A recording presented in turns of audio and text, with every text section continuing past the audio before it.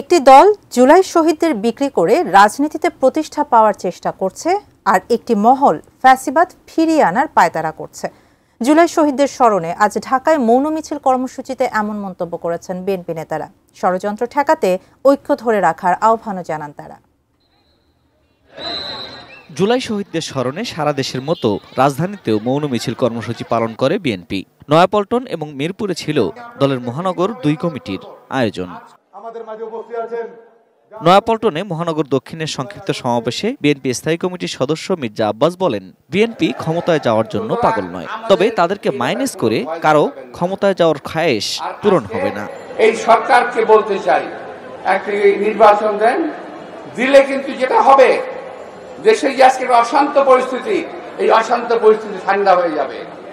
আর না দিলে আমরা ভাববো দেশকে অশান্ত করার প্রক্রিয়া আপনারাই করছেন দীর্ঘদিন ক্ষমতা থাকার জন্য। পরে নেতাকর্মীদের মৌন মিছিল পল্টন হয়ে মালিবাগে আবুল হোটেলের সামনে গিয়ে শেষ হয়।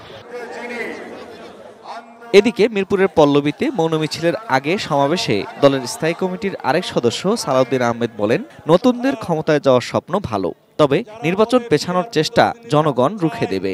অ্যান্টিব্যাকটেরিয়াল অ্যাডিটিভ যুক্ত সেরা ওয়াটার ট্যাঙ্ক বিশুদ্ধ পানিতে ব্যাকটেরিয়া জন্মাতে দেয় না। সব আপনারা পিআর পদ্ধতি বুঝেন। পিআর পদ্ধতির নির্বাচন আমরা যেটুক বুঝি, যেটুক পড়েছি, তাতে দেখা যাবে ভোট দিলেন মিরপুরে আমিনুলকে, এমপি পাবেন সন্দীপের বাবুলকে। এই পদ্ধতির নির্বাচন বাংলাদেশের মানুষ চায়ও না, জানেও না। যারা হাত পাকা দিয়ে 16 বছর আওয়ামী লীগকে বাতাস করেছে, তারা নাকি কোথাও পিআর পদ্ধতি ছাড়া নির্বাচন চায় না। ঢাকা উত্তরের মৌন মিছিলটি শেষ হয় মিরপুর 10 হয়ে শেওড়াপাড়ায় এসে।